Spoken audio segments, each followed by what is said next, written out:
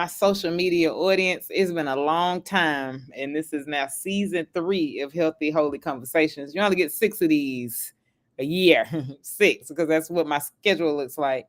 And so we are in the 3rd season. I felt like I needed to start it up a different way this time, because it's something I've never, ever talked about on my platform, and I thought that I had was about LGBTQ community and the influence that it has in the Black church, not the negativity that I know some of y'all are really feeling. Probably like y'all probably feeling that real great. But that's not what we're gonna focus on tonight. We're gonna focus on the influence that we have in the Black church. Like, if it had not been for us, where would we be? So with that being stated, trying to make sure you view it on Facebook. That's all I need to click. Clearly I've been gone for a while. That all I had to do it was click view on Facebook so that y'all could see it, be present.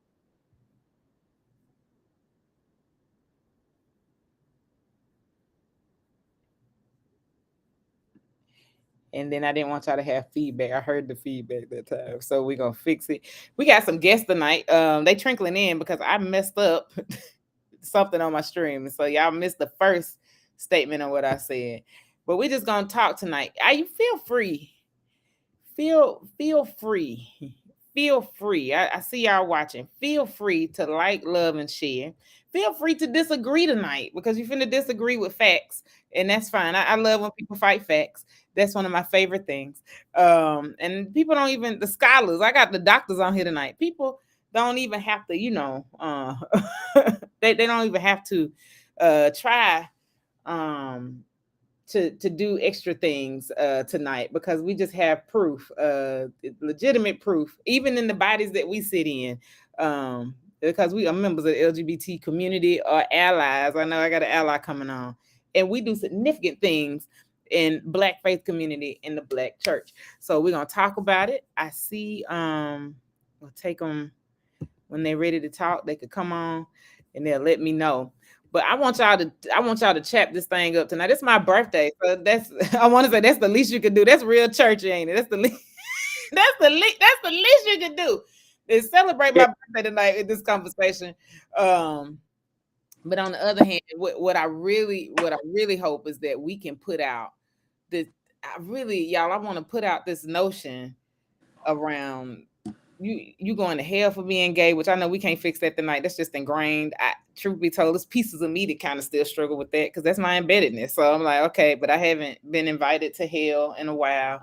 And the Lord ain't told me I'm going. So it's pretty way in the way back of my head.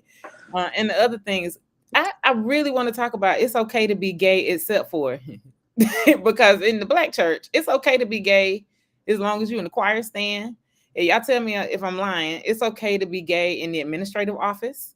This is over my 43 years as of today. What I have seen, it's okay to be gay as long as it's something that is promoting the growth of the church.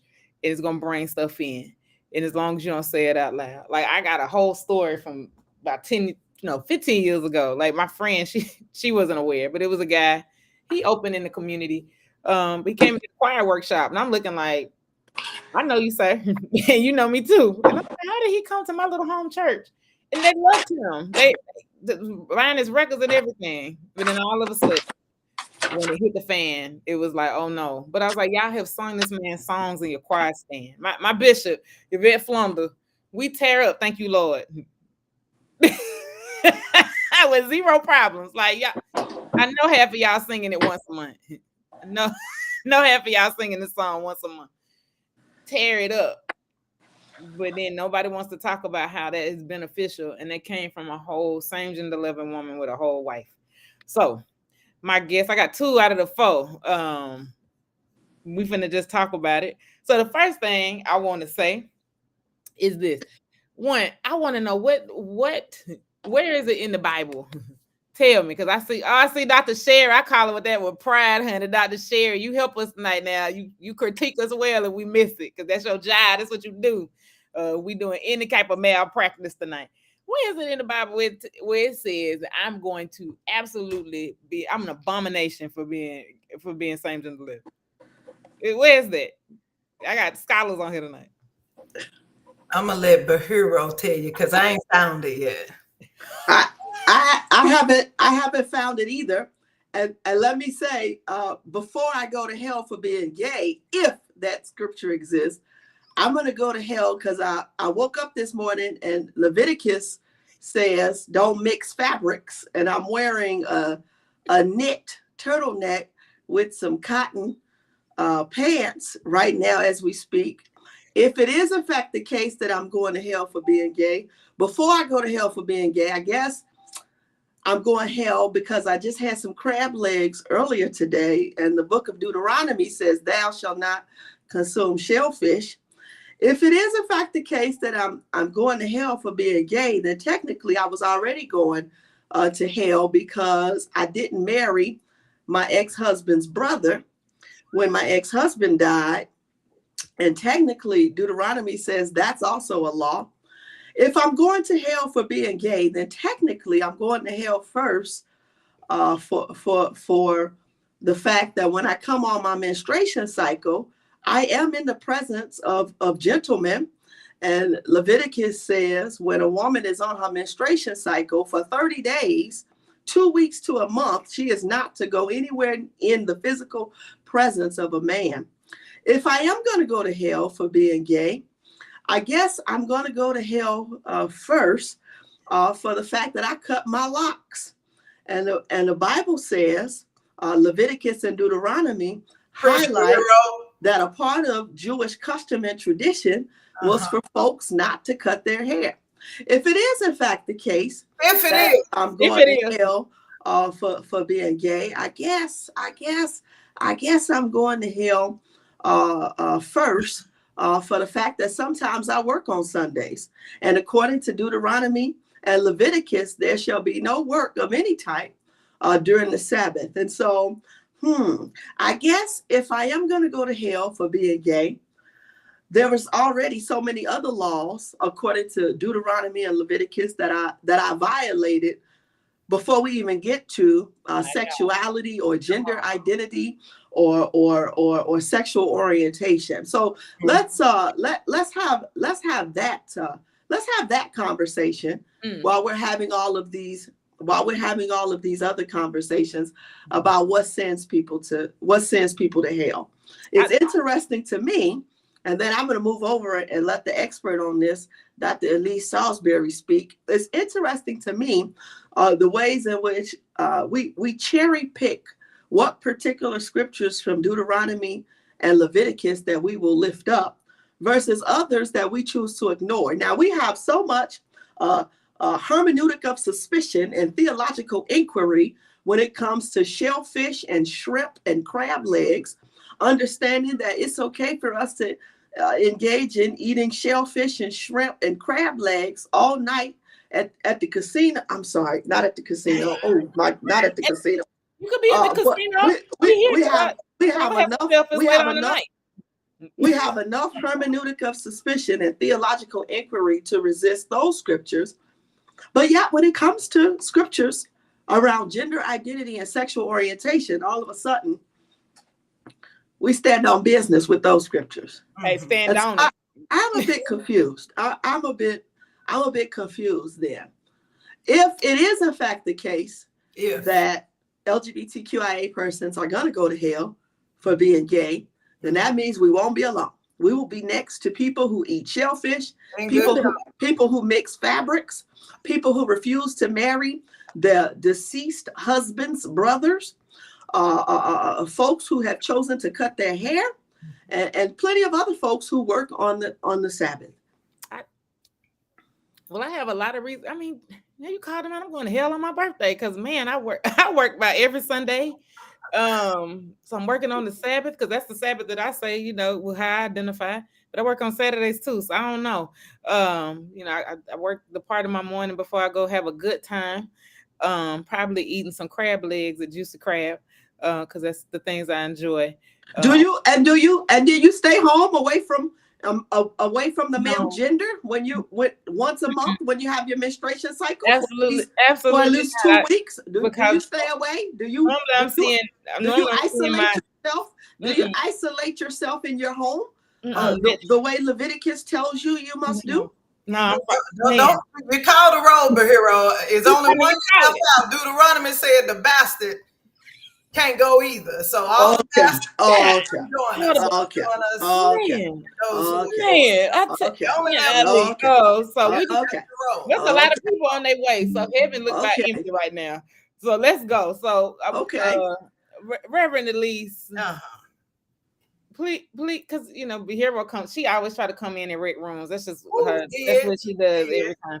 But you came in and wrecked the room within the last 7 months and decided to say that maybe your ass might be Brenda. I mean, like what? And we talked about this when it came down to like what's that natural affinity? Because we will run to Romans 1 and want to tell somebody that you are now a reprobate because you're not in your natural affinity. When your natural affinity could very well be that you are highly attracted to the same gender, and then you fighting yourself and putting other people at risk. I'm definitely calling out what you do, Sister Reach. We're gonna shout them out because you putting other people at risk because somebody at the church told you that you need to produce, you need to make a baby, but you also got somebody on the side. So that you can satisfy your natural affinity. Please talk to us about that because again, gay people all in your church. I just want to keep smiling about it. They everywhere and they all in your church and they make your church go. They make your black church go. So for those who are not familiar with the Romans 1:26 through 27 text, it's talking about natural affection. Because of this, like it's one of the texts that folks use. Because of this, God gave them over to their shameful lust. Even their women exchanged natural sexual relations for unnatural ones. Now, that's Paul's perspective, first of all. Paul didn't say God said. Now, one of the things you have to do when you're listening to Paul, you got to hear him say the Spirit said or God said. If it ain't saying either one of those, then you know it's just Paul talking out of his education or out of his own lived experience, right? And so here, or out of his bipolar mental illness, Kanye. My God, or out of pimpology, because I don't know nobody that can say, "Oh, that I know to do, I do not. That I should do, I don't do. That I shouldn't do, that's what I do." It's like my body has a mind of its own. Now, if you can say that being what we suspect, what few suspect might be hetero, then how much more that we could give folks autonomy who have control over their desires and discipline over what they know they desire. So that text was talking about folks that just go out and do stuff, right? And it wasn't even from it wasn't even from God. It was from Paul and his own struggle, be clear. And so again, that text is also talking about people who go outside of their natural affection. Let me just testify for a moment. So I went out of my natural affection. I have always been attracted to, I'm saying girls because since I was in kindergarten, there was a girl I had a crush on, right? We sitting at the table, I'm looking at her, I'm staring at her. At the time, I did not know what that was, right? I didn't have a word for it or a name for it. And so my natural affection, I realized over time, I couldn't make myself be attracted to men. And at the time as a little girl, boy, like I just didn't have it. So this girl at the table, the guy at the table, he started liking her. She started liking him. Cool. All right. Well, years later, I realized that the admiration that I had for those on a feminine and female gender, right? I realized that was attraction. Since I was a kid, that was my natural affection. But then I tried to do what the church wanted me to do. At the time, I'm from the Holiness Church, Pentecostal circle. We tongue talking and all the things. We shout, we flip pews, we do all the things. So I'm trying to do what they instructed me to do, right? So I want to be right with God, and I end up getting married. No, that wasn't, what was meant for me. It wasn't what the will of God was for my life. And so I know that text is talking about those who go and pursue other things outside of what they naturally desire in an attempt to please people and not God. So that is what that text is talking about. It's talking about those of us who have gone, or those who are tempted to go outside of what your natural affection is, where your feelings are, where your thoughts are, where your desires are, to do something that is pleasing to people. So I just want to say that text is not talking about same gender loving people. It's talking about a Paul who doing what he know that he shouldn't be doing. You know what I'm saying? Like, he made that very clear. And that's why I call it pimpology, because pimps are the only ones that I know talk like that. My God. You know you shouldn't be doing it. But in the same breath, attempt to bind other people to what you can't do within your own struggle. So again, it is not talking about us. And reprobate is one of those words that the church attempted to use to same gender loving people. I see you, brother. I see, because you're going to come on and talk about abomination. I see. Look, keep coming out with the Zay. You better be ready. She said, no, it is a term used to intimidate, when all reprobate means is somebody that's doing something against morality. But what is morality? It depends on where you are in the world. So we cannot make this sweepingly broad statement apply to folks who are same gender loving, because morality is defined. My household may mean one thing. The guy next door to me may mean something else. His morals may be of a completely different definition. So who's wrong? Me or him? Right? Who gets to determine who's wrong when it comes to morality? So I'll stop there, because I see my brother is ready. I just wanted to do that because it's my birthday. I love it. Because you just set my brother up. Pastor Xavier Jakar Coonson to come in now. You know, I asked him to come when y'all know this is my little brother too. His understanding of abomination, the way he about to throw y'all with, the way y'all done already slung this around tonight. Thank y'all for making my birthday happy. I'm so happy. Because if you don't come in, I'm confused about my initial question was, is it anywhere in the Bible that say gay people are an abomination? I have yet to find it. I mean, I gave ITC a lot of money to go find it, and I still didn't find it. About $85,000 is what we gave them. About 85, and that doesn't include the interest and the fees that they added on, which takes us up to 100 G's. And I ain't found it. And we ain't found it yet. I think Reverend Dr. Salisbury stole my thunder, because that was all I had to offer to this conversation, and she stole it from me. That's the only reason I came on, was to sing happy birthday to Margaret, because she didn't want me to see Danny Bahuro, because I just absolutely love Danny Bahuro, and to just say my one little piece of. And I don't care who know it. I told you, if I ride with you, I ride with you. I tell folks every time, oh, I know her. I get to brag about it. I know her. I ate dinner with her. I get to brag about it. So I mean, I'm excited. But that was my one trick pony, is that abomination doesn't mean sinfulness. It literally means countercultural. It's not even in my study. I didn't even find it said counter morality or counter or anti-morality or anti-ethical. It was countercultural. So this was a social construct upon abomination. It is the same thing that we use when we talk about black and white, male and maleness and masculinity and manhood and who gets to be men. Those are all social constructs based upon people's beliefs. And so when you look at abomination, it was an abomination to eat shellfish. It was an abomination to wear these mixed fibers. It was an abomination to do all these things, because they were trying to look different than the Egyptians and the others who had taken them into bondage so that they could grow. See, the plan that God had gave them was, I'm going to beat you behind because you've been bad. I'm going to send you to your room, and you're going to get a little punishment. But while you on punishment, I'm going to grow you so that when you come out, they can't hold you back. And so they go in as a few thousand, they come out as over 1 million, because they were being they were trying to force themselves to not be a part of the culture. See, be ye of the world, but be ye not in the world. Be ye in the world, but not of the world. You get what I'm saying?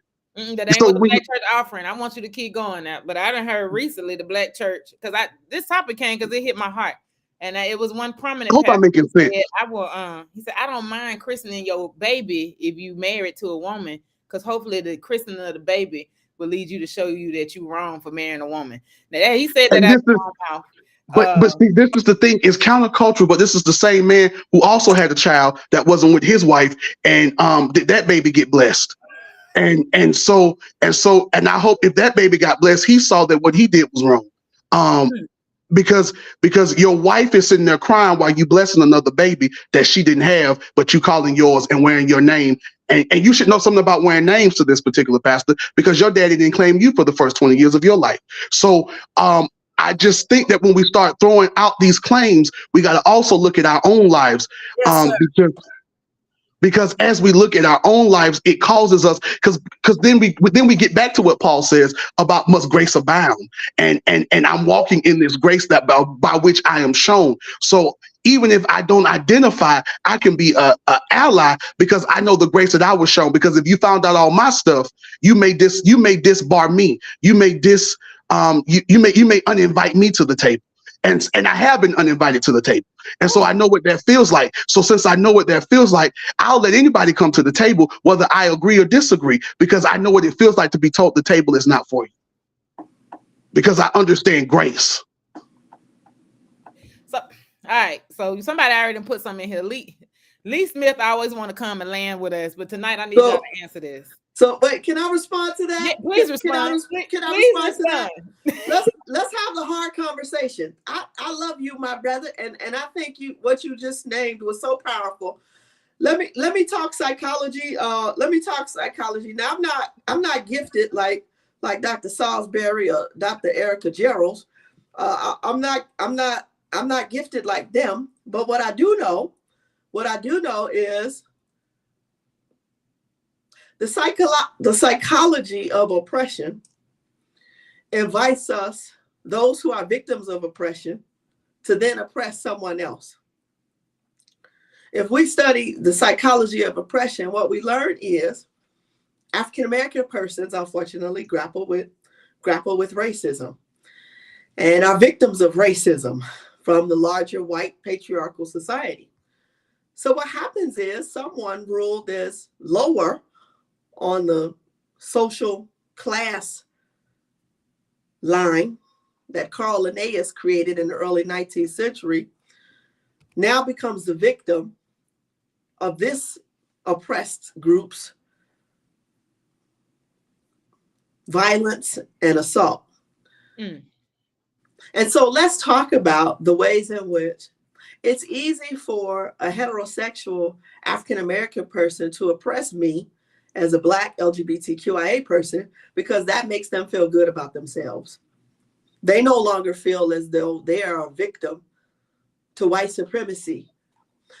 Let's have the honest conversation. Many of us don't want to fight oppression. Many of us want to be in a place of privilege to oppress somebody else. And so what oppression really does from a psychodynamic perspective is it forces us to long to be an oppressor. We now say to ourselves unconsciously, wow, I've been bearing the weight of this person or these group of people oppressing me. And we unconsciously begin to like it, like oppression, to the point where we want to oppress someone else so that we can feel that feeling of what it means to be on top in a hierarchical scale. It is the reason why Adam Clayton Powell Jr. had a private conversation with Martin Luther King and said, hey, we need to oppress this brother, Bayard Rustin. He cannot publicly stand with us during the Civil Rights Movement and on the 1963 March on Washington, because we are trying to feel good about ourselves. Homophobia is also connected to racialized sexism in this way that Black women now bear the brunt of sexism from within the Black community by Black men who are tired of being stepped on by white men. And so it's not simply just an LGBTQIA issue. It also becomes a racialized sexism issue in some sense, because all of us underneath white heterosexual Christian male begin to step on each other in the class line to make ourselves feel good about someone else. It's the ways in which we then step on people who are disabled and commit disability injustice. It's the ways in which we then step on Islamic, Muslim, or Jewish brothers and sisters so that we can feel good about ourselves. It's the ways in which we may step on people who weren't able to go and get a Master of Divinity degree. And so now we assert classism, elitism with our academic degrees. Because at the end of the day, instead of raging against an injustice and raging against power, I want to feel that power. And I internalize the feeling of walking in privilege in comparison to someone who I deem lower than me.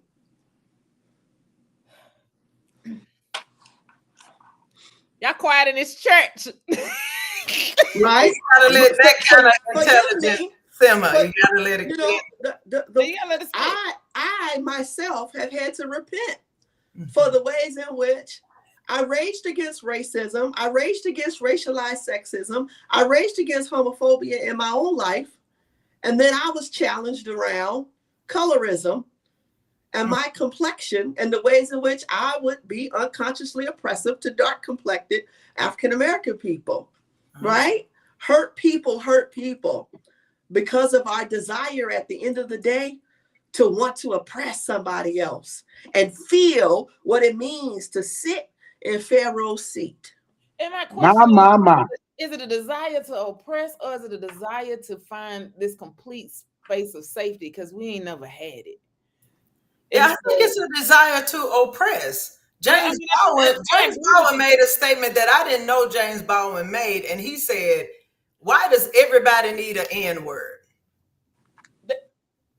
So that's in alignment with what Bahiro said. Like, I agree with what you said. But black people get a touch of power and they lose it on all the things she just said.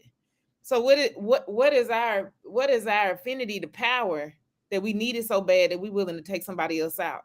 Like this question started because again, black churches, you need gay people. That's just really the end of that. We could have did that in 1 minute and moved on. Because you tell me where your choir director. Let me stop saying that. Anyhow, that's generalizing. We're fine. We are fine with the choir director being gay until he says he's called to ministry and then wants the seat of power of the pulpit. Then it's a problem. There's a problem. But we do the same. You called out everything else we do that with too. And we do that in the LGBTQ church spaces as well. That's why I'm glad you brought up this oppressive space. So I'm not what I can't go against anything that the doctors are saying tonight. Jesus Christ, like this, Lord, y'all taking me out on my birthday. I am saying, no, what is this? What is the elixir of power that we so drawn to it that we willing to take people out that look like us?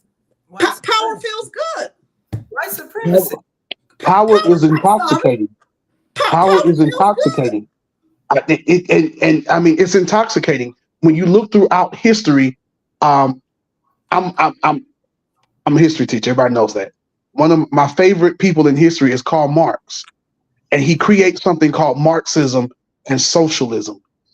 When you look at that on paper, Marxism/socialism is one of the best political theories, best political ideologies on paper. But the issue with socialism is that once the people who are in charge overthrow the other governments and they get the power, they become as corrupted as the people that they overthrew, because the answer to that question, not so much as the answer, but one of the answers that has come to that question is that ultimate power corrupts ultimately. And so when we get power, we are now corrupted because now it's back to what Bahiro said. I'm just re-saying what she said. I ain't smart enough to say nothing different. Is that when we get it, we become the very thing that we didn't want to become, because now we have the power to remove ourselves. It's like an Oprah and a Tyler Perry. They started off broke, black, and disgusted. Now they have the money to give other people stuff, and they make people jump through roofs. When they needed somebody to help them, and they say that they did it all on their own. It's the Clarence Thomases of the world.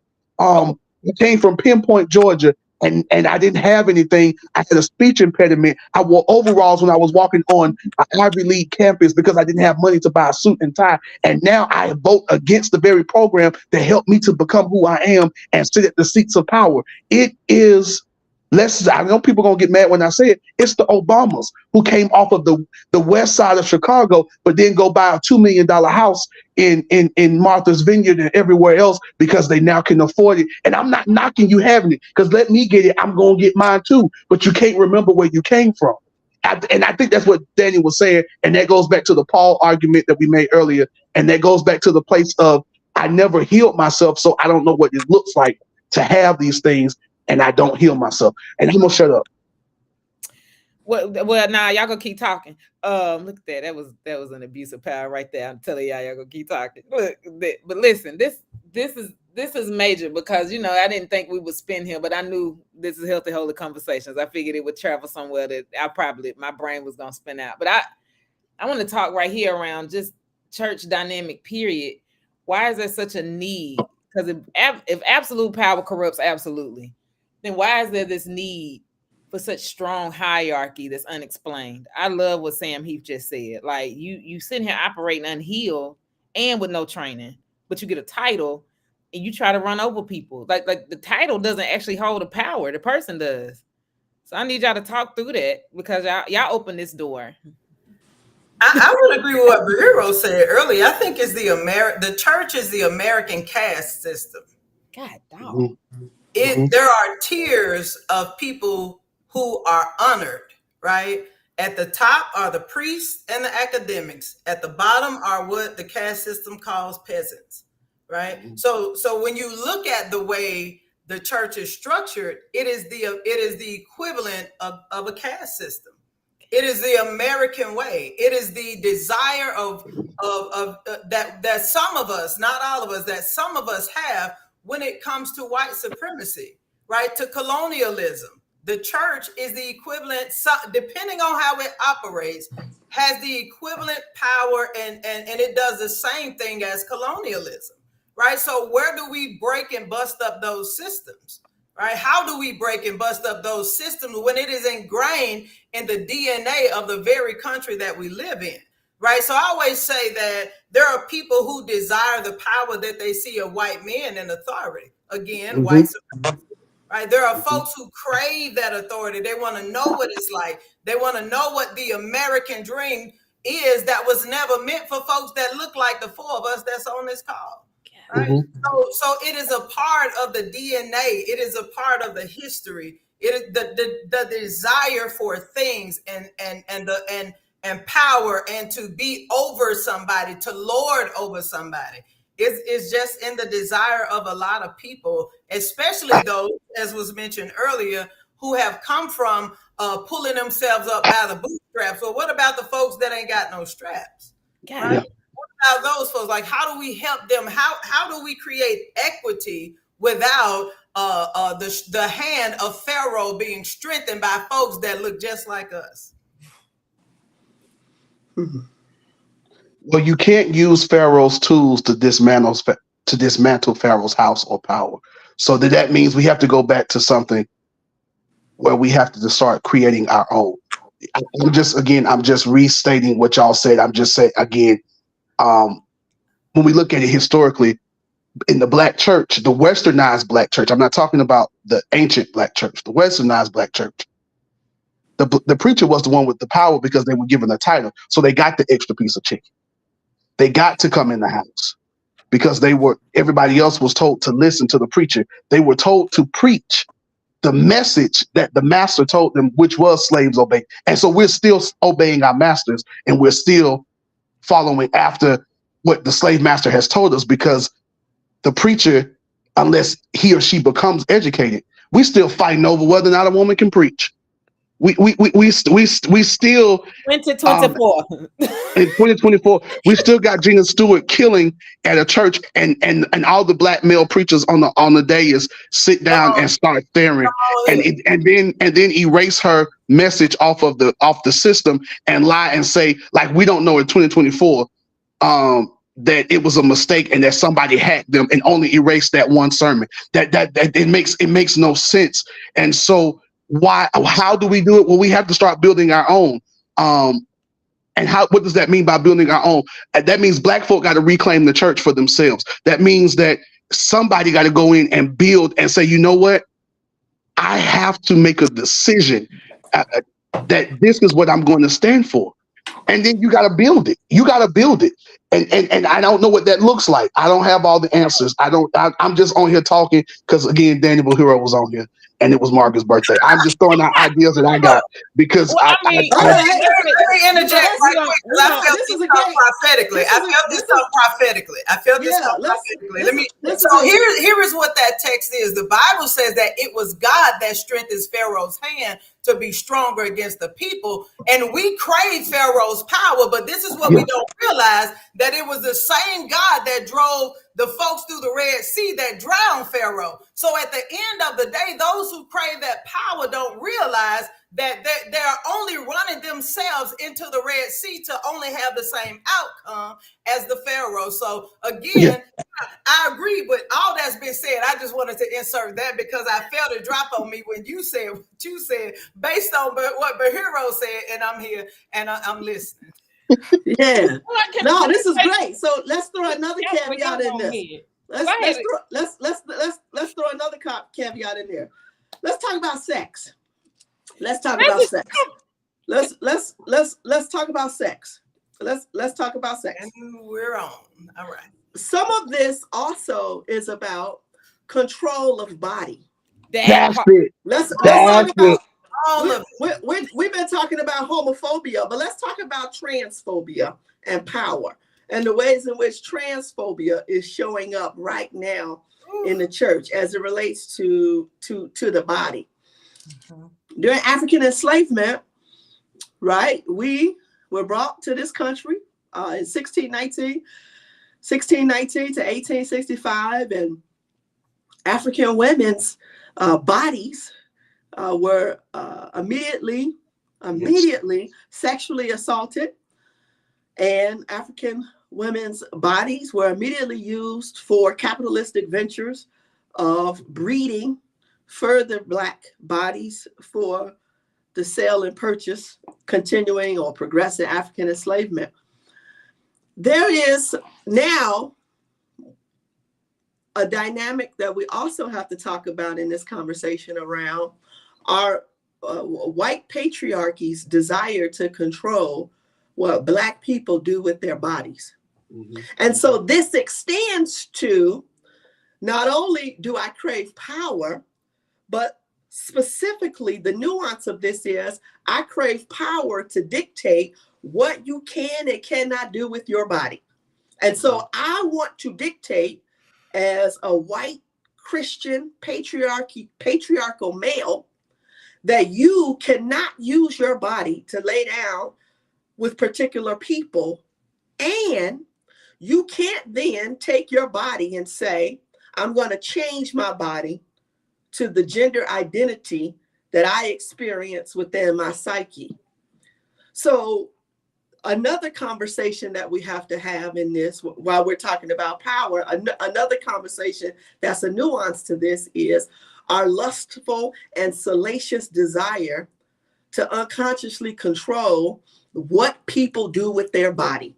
This is why, instead of focusing on legislation for books, for children in urban settings, we focus our legislation around sexual intercourse, like abortion and LGBTQIA sexuality politics and bathrooms.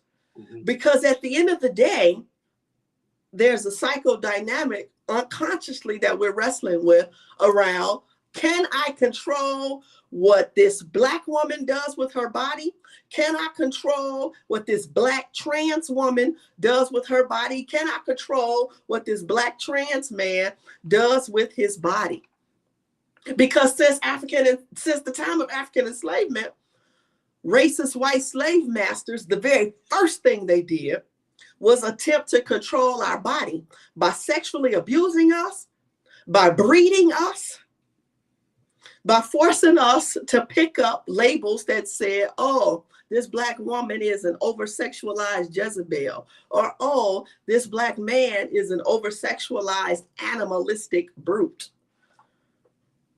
And so now we have picked up that unhealthy psychology, especially in the Black church, and now we decide we're going to, rather than investigate sociological issues around unemployment, lack of affordable health care, homelessness, now we want to spend our time preaching and teaching around don't be gay, don't have an abortion, don't have sex before marriage, because there's this salacious desire to control what people do with their body.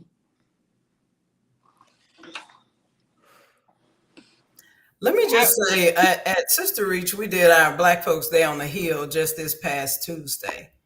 Everything that you mentioned, Bahiro, are sponsored legislation here in the state of Tennessee that would bind up everybody that you just mentioned, every situation that you just mentioned, while they do not offer comprehensive sexual health education.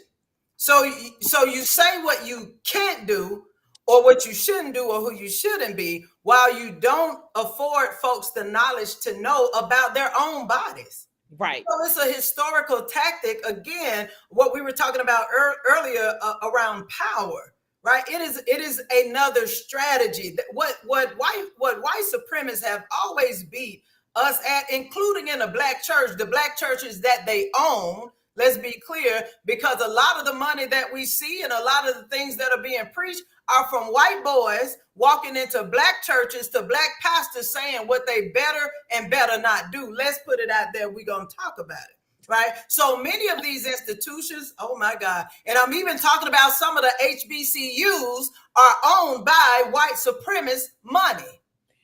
Right? So yes, they're going to say what we can and can't do. Yes, they're going to declare what we should and shouldn't be, because they know that the person that is assigned to speak over many of these Black bodies are owned by white money. Right? So again, here we went to our Black Folks Day on the Hill this past Tuesday, and there was a legislator. There is a book ban in schools where if there's a petition that's drawn against one book, the moment that petition is drawn, that book comes off the shelves, right? And it is in the name of the love for our kids. While we watch this little baby, or while we heard about this little baby up north kill themselves for being gender nonconforming and walking into a restroom and being attacked by a teacher. There's legislation here in Tennessee that has been sponsored for this legislative session that the legislator says, so if your child, right, many of us who were same gender loving growing up, there were folks that we trusted within an education system that we were able to go to and say, listen, this is what I got going on. But his bill suggests or states that if it passes, and it probably will here in the red state of Tennessee, if this bill passes, and I come to you as a student to say that I need you to address me by my pronouns, you have to out me to my parents. Mm. So we are dealing with a system. It is systematic. It has never stopped. And the sad part about this is, to me, is just what we were talking about, is that they have learned how to infiltrate Black folks with white money and white power and a desire for authority and a desire to be able to control folk bodies. And be clear that all of these laws against abortion are not for Black folk. These laws against abortion is because white folk know by 2050, they're going to be the minority. And when they're the minority, guess who's the majority? It's people of color, and that means white power goes out the window. So here we are as Black women and individuals attempting to fight for rights that really ain't on the forefront of what we really fighting for. We fighting to live, George Floyd. We're fighting to just eat. We're fighting for jobs. There's another bill sponsor here in Tennessee where the legislator wants to do away with DEI. So if you take away DEI, then what are we left with when it comes to employment? Who's going to keep charge of or a list of who's being hired, right? So all of these things, again, are systematic. And here's what I hate about the whole nine, is that there are a lot of Black conservatives that are in alignment in the church and out of what these folks are trying to pass. All they got to do is say abortion. All they got to do is say LGBT. All they got to do is say transgender. And the Black church, most of them conservative, will run in the direction of white supremacy just to have control over these groups that we have named. All they got to do is say LGBT. Now there's one other bill, and I'm going to say this and I'm going to be quiet. There's another legislation, another legislator who's sponsored this bill, who basically says, oh, if you don't believe that, if you don't believe in the procedure, the medical procedure that you're being asked to perform, then you shouldn't have to if it's against your religion. Well, what about when it's a white person or a doctor of a certain race who says, well, my Bible gives me the right to be discriminatory against Black folks? What do we do when it comes down to that, Black church? We have to think when it comes to these things, like it sounds like it's for us. It sounds like they're passing things that are biblical and moral, right? But you have to consider the source. You have to consider the source. Considering the source, and back to the original part of this, if y'all go watch the replay, that's all I can say. Because the way this thing started, watch the replay. This right here. What is abominable? What is reprobate? That is, we fighting over that, and it all has to do. My soror, my sister on here, Dr. Parks, should have said on the race stream. It all has to do with this money. Like my pastor just said it. She said, you know, we sitting in what did she say? Capitalistic, capitalistic. She said it. It's the other C word. She just put them together. But this override of capitalism and colonialism. So capitalistic colonialism. We sitting in that, and y'all done gave all the answers tonight, in my opinion. But do we really want it?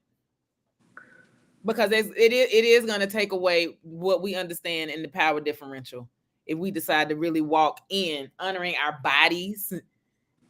If we really want to go with what Jesus told us was a commandment, love with your mind, your body, and your soul, honoring our bodies. What does that look like for you not to have control over my body? You've been doing it for over 400 years, white person.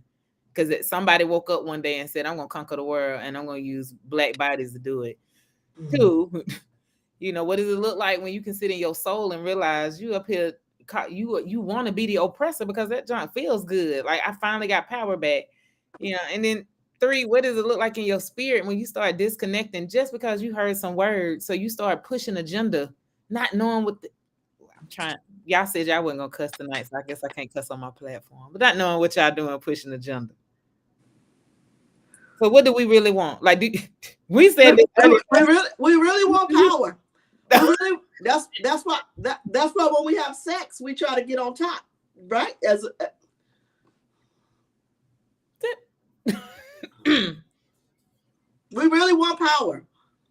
We really want power. Let's just be honest and have an honest conversation and talk about our addiction to power. Right? We talk about a lot of times our addiction to drugs, alcohol, our addiction to pornography, our addiction to eating.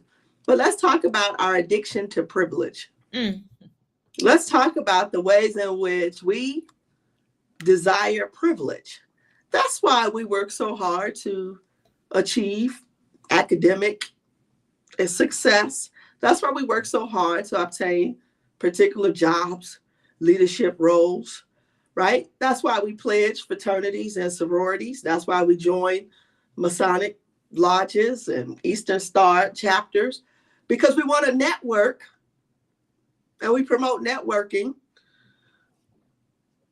for desire to gain privilege, power, access, to become a gatekeeper. Mm-hmm. We secretly desire to become gatekeepers.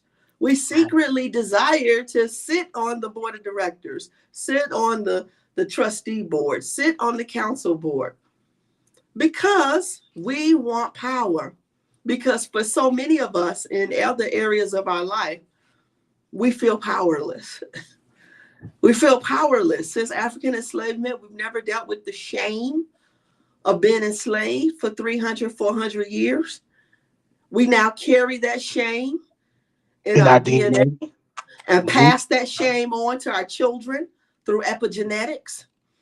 And the only thing that becomes a band-aid or medicine for that shame, we think, is if we can get power and privilege. And so many of us are addicted. Many of us are addicted to power and privilege. And this is why our mental illness is high, because we struggle so much to do well in school, to overfunction, to become perfectionists, to do well at our jobs. And then we wonder now how this is connected to health disparities of depression, ADHD. The fact that because of my addiction to privilege, I can't remember when is the last time I sat on my couch and watched a Netflix movie without multitasking and checking my emails. Because I said, oh no, I've got to get this report done. Oh no, I've got to respond to this email because there's something in my career that I'm trying to accomplish. Right? So let's talk about what does it mean to free ourselves from our addictions to privilege. Yeah, we got 9 minutes. I told this people y'all were gonna do 1 hour. That was a whole door. Huh? No, I'm serious. Let me. No, I know that you're serious, but you asking this hard. You asking this question that the people, the church ain't quiet right now. They need the answer to it. And I want privilege. I want privilege. You want? I want it. That's what I said. I want it too, but I want us to answer it because we can't answer it. I always come back to the original moment for me. I would call it the original sin for me is when you can convince people that it's okay to sell people and then rob everybody of their very personhood and birthright, and then try to tell them that you're going to be okay because your spirit is all right. No, none of it is all right. And so how can we answer that? Because now we desire power. We have put a marker on what power looks like. Power looks like the equivalent of how much is in my bank. It looks like the number of titles we have. It looks like how many letters are at the end of my name. It looks like, can I keep up here, there, or everywhere? It looks like a name Dr. Seuss book with a cat in a hat. I mean, we got to keep pushing for something that we were not designed for. Yeah, it even transcends to our sexual. It even transcends to what we do in the bedroom. You all keep moving away from the sex question, and I'm gonna bring. No, but I want you to bring for the sex question. I'm here for it too. Right? What are the ways in which we are? Some of us are sexually abusing people in our bedroom. Yes. Playing 50 Shades in the bedroom, right? Because again, we are trying to have power. Right? Let's talk about it. It extends to all facets. It extends to all facets. It extends to child abuse. Many of us abuse children. Why? Because we want to feel power. Yes. And a child becomes the wonderful source of us feeling better about ourselves, either by hitting that child or sexually abusing that child. Domestic violence is laced in our attraction to power. And I want to stay with the power, and I want to stay with sex because we're gonna come back. Y'all not leaving here. I thought we was gonna be done in an hour. I lied, and we had some glitches. So one, I don't want to move off of sex because I do understand the power dynamic. If we really empowered people, then we will understand that we are all walking in this space of power. And somebody who held what I call up power position from right use of power, they would realize I got 50% more power to open the door for you for equity and equality, and for us to move in spaces to where we can move up together.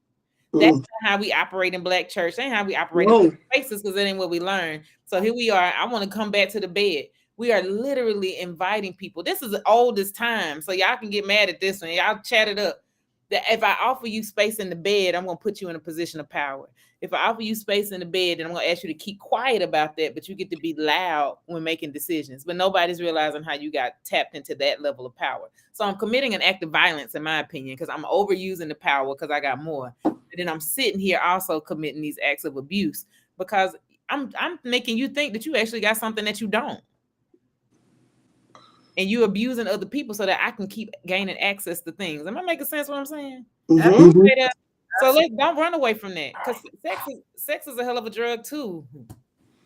I mean, I think to the point of sex, I think the power that is associated with it, even to Bahiro's point about positions, right? Even in the same gender loving community, we bring the stuff that heterosexual folks, we bring that right over here to the LGBT plus community. So it all speaks to power. It speaks to what you name as abuse of power, depending on how you're handling. Wait now. Wait a minute. Now I'm gonna log off now. Don't be coming for me now. I'm just saying, it speaks to how we handle the people that we are you right, love to, you're right. You're right. You're right. Because she gotta say daddy. You're right, because she gotta say daddy to me. You're right. You're right. You right. Okay. I'm gonna be quiet. Go ahead. See, daddy ain't my testimony, but I ain't gonna play a hate on you. That's a whole situation there. I'm just saying. So the power thing, right? We bring it over here because there is a certain, I don't even know. Come on, therapist, help me. There's a certain something that you feel by lording over the person. You even feel in it. terms of mystery, right? It literally is. I mean, it. Stay right there. It literally does something physically to your body. Like, I put it up the other week. We don't understand our nervous systems. When you have that level of power, it too activates. Like, you're still moving within a physical feeling from your nervous system. That's like, okay, I got this power. I can dominate over someone. We have to learn how to regulate our nervous systems. Like, I hear people talking about regulate your emotions and they throwing scriptures on it. No, you need to physically regulate your nervous system. That means you need to tap in and see what activates my amygdala that's going to make me fight, flight, or freeze. What's going to make me sit here and think that me controlling somebody, I got all the power when I really don't? What happens with that? So stay right there, because again, the bed, I think when I look at the scripture of the bed is undefiled in marriage, the bed, when you know how to have a right use of your power, the bed is undefiled. I think it's a lot of marriages with defiled beds right now. But keep going. I am not. There are women that are literally trigger word warning. There are women who are literally being raped by their husbands in and out of the church because they don't know that it is an abuse of power that is happening in the bed that they think the Bible calls undefiled, and they're being raped by someone that they believe is expressing love. But here's my question, because y'all are the therapists. So I'm gonna ask a question to the question: how do you regulate a nervous system wherein we in this country we have never experienced what that regulation feels like? We've never known that there's a such thing as regulation. It is our trauma. Scientifically, it's in our DNA. In our DNA. What does regulation feel? Let me ask you a better question. What does love feel like? What does love feel like? So the Bible tells us to love, but most of us don't even know what it is, even when we're trying to express it to the one that we stood before the altar and to God to say that forever meaning what? Most of us have never experienced love, because some of us, in a conversation the other day, we were talking to a legislator and somebody lifted up their experience as a 5-year-old. If I think that love is what you did to me in a vile way when I was 5 or at all at the age of 5, what is love? How do I get there? How do I even know what nervous system regulation is, unless I step over into a Bahiro or Conley's office and they say, oh, you need to regulate your nervous system? What does that mean when all I've known, even in my DNA, I didn't even ask for it, is the trauma from all the things that our ancestors experienced? Well, you're asking a good question, because even the Bible doesn't give us spaces of regulation that we offer to people. They offer a dysregulation. When I come and I do my marriage vow, it's 2 women talking to each other in Ruth. And it's a dysregulated moment, and I'm offering more dysregulation. I'm offering that I pull away from everything that I knew, because you already took that, and I'll do whatever you need to do so I can be connected to you, Naomi. That's what Ruth said. And so Naomi pimped her out. Like, if that's what you want to do, well, let me pimp you out. Go on over there and glean and bend so they can see you. And then this right here, we can work a business deal so I can have a baby so we can have the kinsman redeemer move on.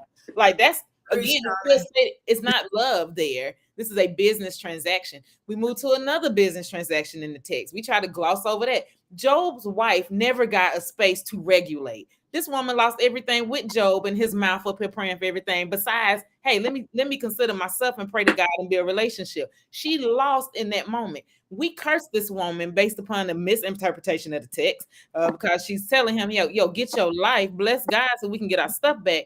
We leave her in a state of dysregulation. We offer that to women when it comes down to you talking about your significant other who's supposed to have the higher part of the power dynamic. You need to walk with your person. No, I need to figure out what's going on with why I have to lose everything because you lost everything. We don't offer them to walk in their personal power. So even we talking about, let's go to folks' favorite, Conley. Let's go to folks' favorite.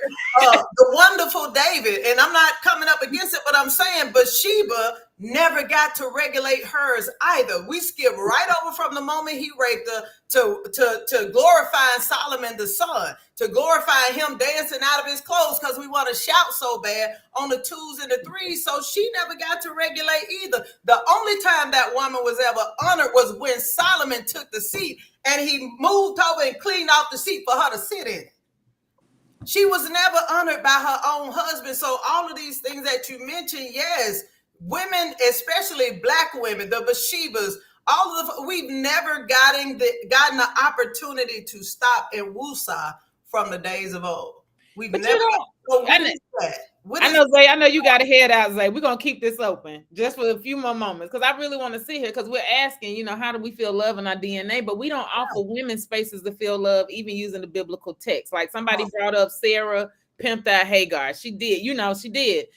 This was again another business transaction. Sarah herself was a business transaction twice. Yes. I mean, what was the love between these two? The only time you can find, even in that particular lineage, to see it, where you found Isaac loving Rebecca, but then they had a fight and they split and they started picking against their own children. I mean, we find love in the text so that we can offer this space of love. So even I put Jesus real hard. You telling me to follow a commandment to love you with all of my mind, body, soul, spirit, but you ain't give me space to see those interactions because even your own mama was a business transaction. Come on.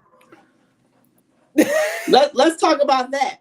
April is National Sexual Assault Awareness Month. And a part of our Christian faith, the core of our Christian faith, I'm so glad you mentioned this, Dr. Conley.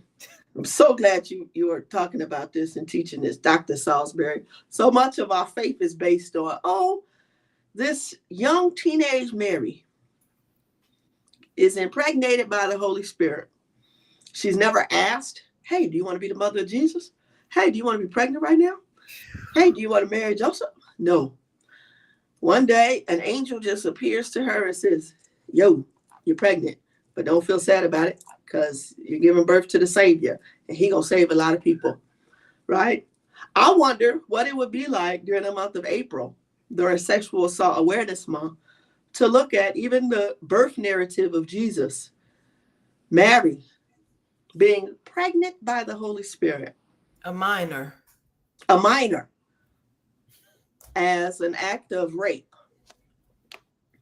I wonder if we're bold enough to have those conversations around how we argue that too. Sexual assault. We'll argue it too, though, because even before bring that up to that point, and even now, like I got clients I have to deal with because they come from a faith tradition that believes that you marry your rapist, that you commit to your rapist. So we coming up. If we look at that, did Mary not do what she had been taught? You make commitment to culture, because we're doing culture. Because that's exactly what she was operating out of. She believed that she had to. So she said when the angel approached her, she said okay, right? But not because she wanted to be 12 or 13 years old birthing, but because she believed she had to. Just like wives that we were talking about, who say okay, even if they don't feel like it, because your body is not your own. I think one of the things that I've been kind of treading on is, God, how much of this do we actually believe? How much of this should we actually believe? Because so much of it is cultural, right? So much of it has been shifted and changed, and words have been changed. How much does it believe? But I'm going to tell y'all, my answer is this. I read the Bible, I read other sources, but I follow after the Spirit of God, right? Because the Spirit of God is not going to tell me to do something just because culture says that I should do it. Right, just because culture says, legislation says that I should marry a man, right? In Tennessee, they're trying to get that passed too, that marriage is only between a woman and a man. So culture says that. Folks' definition of morality says that. But God, what do you say? Right? You made me, and you know me, and you formed me from my mother's womb. What do you say about it? Right. So again, Mary was doing the thing that she thought was right. And that's something, I'll be honest with you, I wrestle with that because really, Lord, right, we needed a 12-year-old to a 13-year-old to do this. But I mean, look at the wrestle. Because again, I come from Good Baptist Church. The argument is, this was the age and the time. This was the age and the time. This was the age and the time. Dr. Leslie Callahan, I'm gonna call her out. Like, she got me the other night. She got me the other night. And Behiro, of course, started stuff like she always do. That's what we want her to keep doing, to keep stirring it. Was asking us, what is this thing around Esther? And was she in right to say no? Could she have said no to saving the whole nation? And Dr. Callahan brought it back. No, she couldn't have said no. And I'm going back and forth because I'm learning from this sage. And she said, because if she had said no, then here would have once again the weight of everybody been on her, including her own weight of her own trauma. Now, when she said that, I said, oh God. So she said she considered her trauma, because not only do I have the weight of the people, but my own trauma. And I had the reason I got here is because I watched another woman of color go through her own trauma for saying no. She got exiled. We don't know what happened to Vashti. We be trying to make stuff up. It says she left. We don't know. Yeah. So what happens with that? And so these LGBTQIA conversations become deeply connected to racialized sexism. Yes. And the plight of Black women. Because at some point we have to grapple with what is the moral injury that Black women must contend with. How is it we place pressure on Black women to rage against and fight against racism, and at the same time still victimize Black women along the lines of sexism, patriarchy, or male dominance, and even homophobia and transphobia for our LGBTQIA Black women, right? We have to begin to have a hard conversation around. We celebrate Esther. We celebrate Esther, and we celebrate the Jewish holiday Purim to celebrate Esther's self-sacrifice. But a question that I always wrestle with is, what if it would have went differently? What if the story would have went different? What if the story would have went different? I'm at New Hope Missionary Baptist Church this Sunday.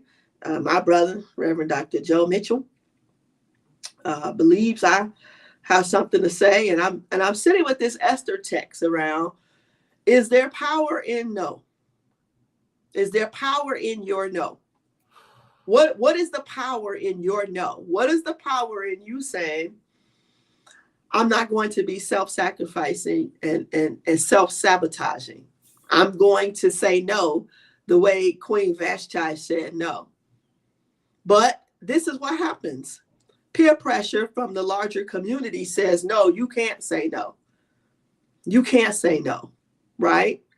And so now, what are the ways in which we sacrifice our health, our psychology, our memory, our physiology, because we are trying to advocate for a larger community that will still be within that community oppressive to us? Who has the power to say no?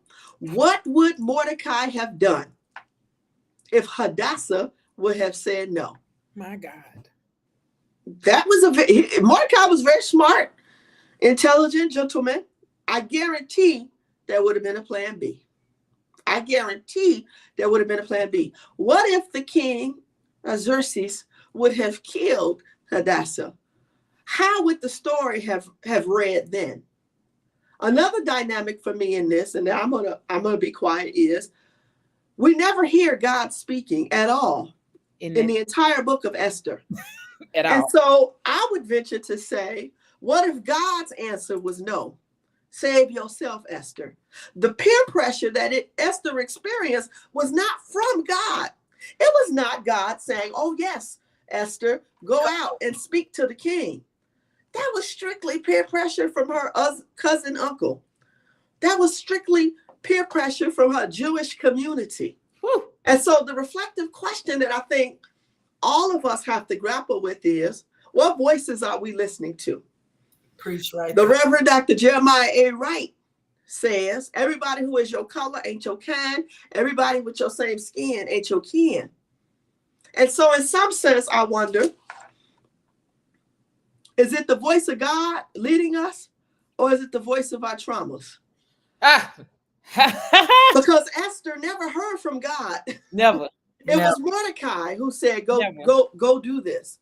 Mm-hmm. And so I wonder if this was really Esther's own perfectionism tendencies to say yes. Come on. Was this Esther's own being in a lower social class system, her forced to say yes to her older male cousin who was her guardian? Yes. Right? What are the ways in which, as Dr. Salisbury said, what are the ways in which genderism in the Jewish culture forced her hand to have to say yes in ways that were not of God? Because the text says God never speaks at all. God never speaks at all. But what I love about this, what I love about the text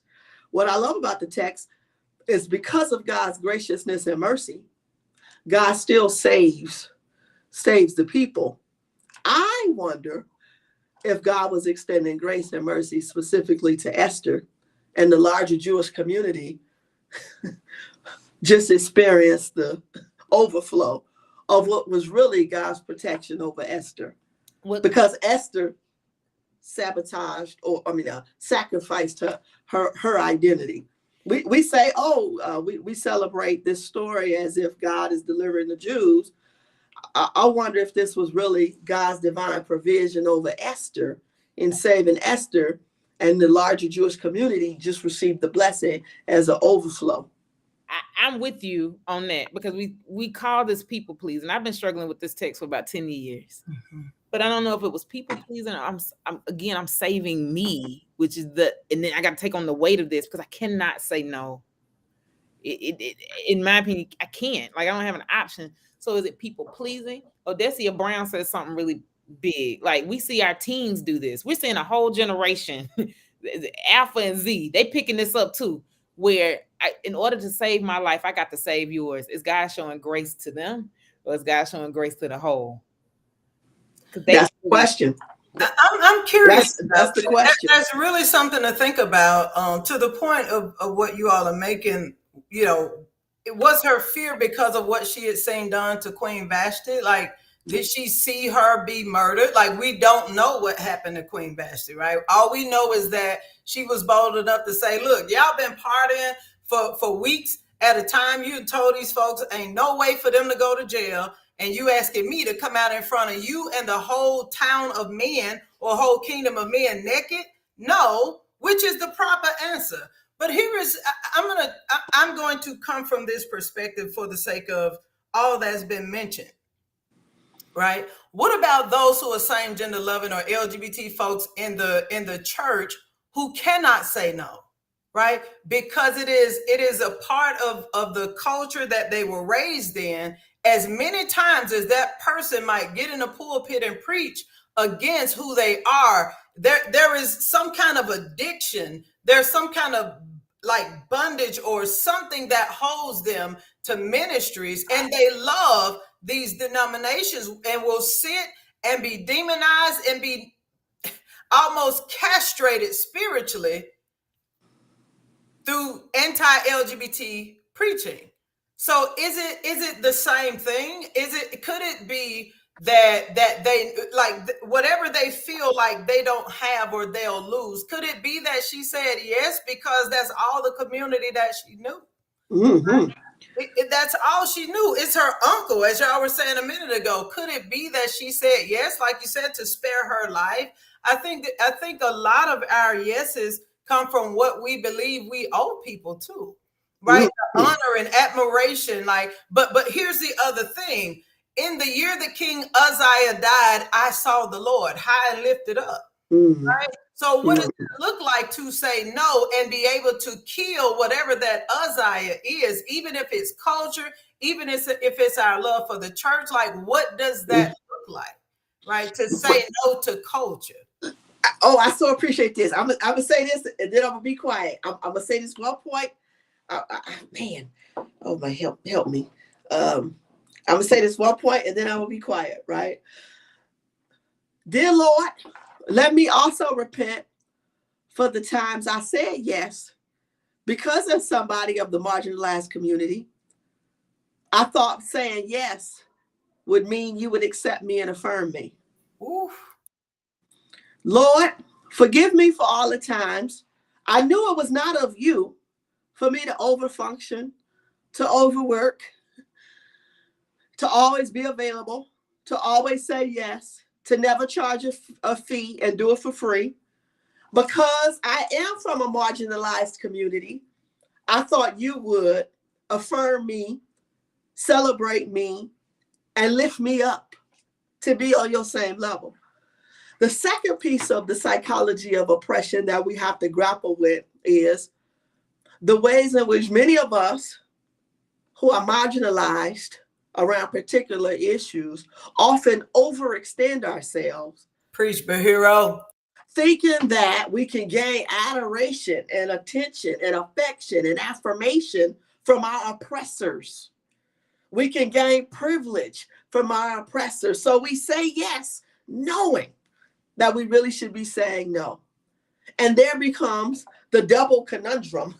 What are the ways in which I participate in my own oppression because I think you're going to love me more? Because I think you're going to celebrate me finally? Because I feel like you're going to finally give me that privilege. So I say yes, and I sacrifice and sabotage and sell my own self. And at the end of the day, you still move on about your business, not caring about me. And so now I commit a double conundrum or a double oppression because I commit an oppression towards myself. I don't just give you the keys to oppress me. I commit and sabotage an oppression to myself. I sold myself out thinking if I said yes to you for everything you required of me, then you would love me more. And you didn't. Try not to throw my drink, Bahiro. Listen, I'm trying. That's good. That's good. I'm trying not to start crying because if I'm honest with myself, I done said yes to a lot of opportunities that I should have said no to that weren't opportunities at all. Yeah. I done said yes to a lot of people that I thought was going to celebrate me, affirm me, lift me up. And after I gave them my blood, my sweat, my tears, they went on about their way. They went on about their business. Right? I have to, how do we engage in forgiveness? Self-forgiveness. Of ourselves first. Absolutely. For the ways in which we have sold ourselves out. We've been talking a lot about oppression as it relates to the LGBT community, oppression as it relates to racialized sexism. And we've been talking a lot about what people do to us. Mm-hmm. But I would love for us to shift the conversation to talk about what are the ways in which we have contributed to our own oppression and advocated for our own oppression through our yes. So let me tell y'all something. So, Dr. Danielle was gonna go to dinner with me tonight. We're gonna do it on Monday. This is why. Because I want you to finish that since you started it. Because these people are hungry for it. People don't rejoin. I am a woman. I am Black. I am gay. I'm masculine. I'm a masculine gay woman. I'm a little raunchy. My mouth gets the best of me. I'm not. I'm not. I'm not refined on the edges. And there are ways in which, because I know all of that about my identity, because I know all about that, because of my identity, I didn't go to a HBCU. I didn't pledge a sorority. I grew up poor from Jessup, Georgia. So because of all of that, I've been incarcerated a few times, sold drugs when I was in high school, did some things with some young ladies, put some young ladies out on some street corners. There are times when, because of life experiences that I've had, when I declared a call to ministry, I said, I have to go above and beyond because of my past, because of my identity, because of certain characteristics of myself. But there was nobody requiring me to go above and beyond. But this was the voice in my head, between my two ears, that said, no, go above and beyond because of ABC, XYZ about you. And so I really also believe we have to have an honest conversation about not only just what white male patriarchy does to us, not only what maybe homophobia and some heterosexuals do to us, but we also have to have a conversation around how have we been complicit in our oppression. And let's be honest about it. How have we been complicit in our oppression? In what ways was Esther complicit in her oppression? In what ways was Sarah complicit in her oppression? Let's have that conversation. In what ways has Mary Magdalene been complicit in her oppression? What if the woman at the well in John chapter 5 said to Jesus, no, I'm not going to go and tell the people about you. Do it your damn self.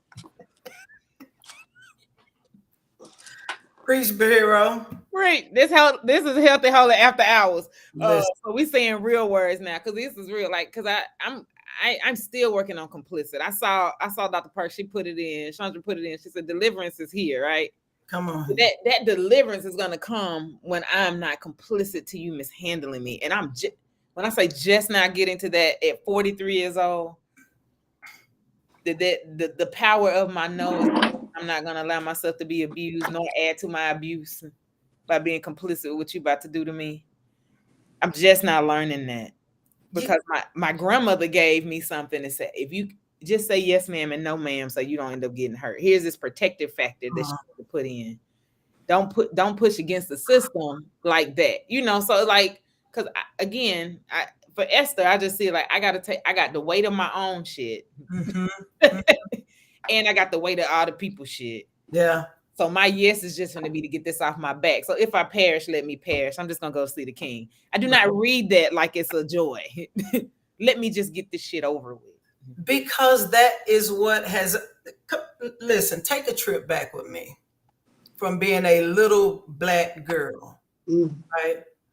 We have been taught to be servants and subservient and to be all things to all people. From the moment that we came into the world, there was a vision for who our parents or guardians thought we would be. And then we were shaped and formed into whatever that image was. For some of us, myself, as you mentioned, who is masculine presenting, what happens to the girls that can't be shaped? But we still have to say yes to what we're being formed into to meet these systems so that we can be all things to all people. And then we say yes to all the folks that we ain't never wanted to say yes to. We say yes to the folks that the church said we should say yes to, like from the Holiness Church. You may be that, but I need you to marry this because this is all that is right to do. And we say yes to teachers. We say yes to coaches. We say, yeah, even in things that we know we don't want to do. But here's the thing that I've learned in the past couple of years, that most of us didn't know that we could say yes or no. Nobody ever told us that we could say no. It's always been your body is not your own.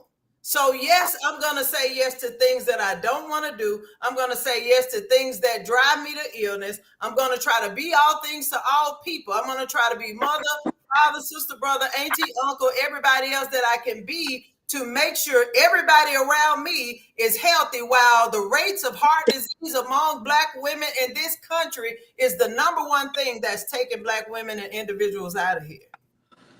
Even to our own death, even to our own detriment, we will know the statistics and still try to be all things to all people, because that's how we were indoctrinated. It doesn't matter if your spouse is male, female, or gender non-conforming. Your body is not your own. So when they ready to have sex, you turn over and say, okay, whether you happy with it or not, and then you move on about your business, because nobody, at the first time that I was taught that it was okay for me to say no is when Dr. Gina Stewart preached the sermon about Vashti and Esther.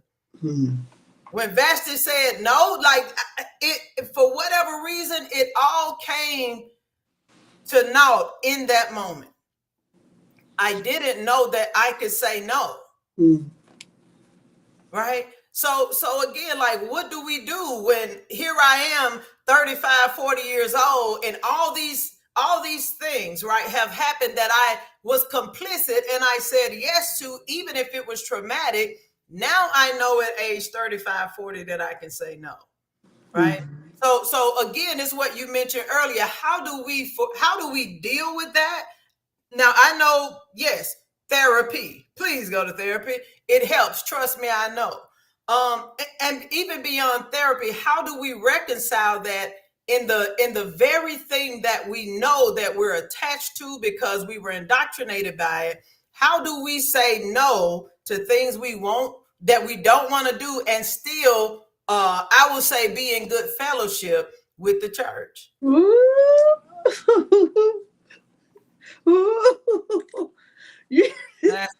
That's it. For the people in the rafters, we want to know. That's it. Ooh. How do you say no to how? So here's the other thing, and y'all were talking earlier, and I was thinking about this. So resistance is a thing. Even us having this conversation is resistance. It's saying no. I will not live in your closet. I will not live in your closet. One of the things I've learned too is that anything that's in the dark has the propensity to grow beyond my control. So no, I won't live in your closet. No, I won't live in darkness. No, those things that happen can't stay hid, even if I just reveal them to my therapist. So y'all, we got some questions. We got one that was way at the top, but he might already got his answer. But I think it flows right here into this. And so, because a part of this conversation also talked about management of bodies.